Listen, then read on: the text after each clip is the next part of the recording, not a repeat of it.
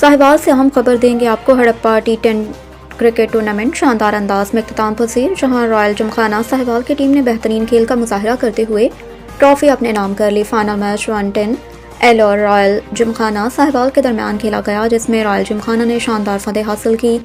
Tournament के मेहमान खसूसी additional commissioner coordination doctor Saifullah Bhatti थे और इस मौके पर assistant commissioner general Ghulam Hussain Bhatti और कंट्रोलर इम्तहानात साहिवाल बोर्ड डॉक्टर नवीद असमत भी मौजूद थे।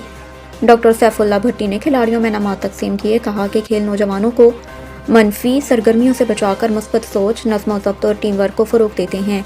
Additional commissioner coordination doctor Saifullah Bhatti ने कूड़ा डंपिंग साइट और सेग्रीगेशन प्लांट का तफसीली दौरा भी किया। जदीद मशीनरी, कंट्रोल रूम और वेस्ट मैनेजमेंट के निज़ाम का जायज़ा लिया।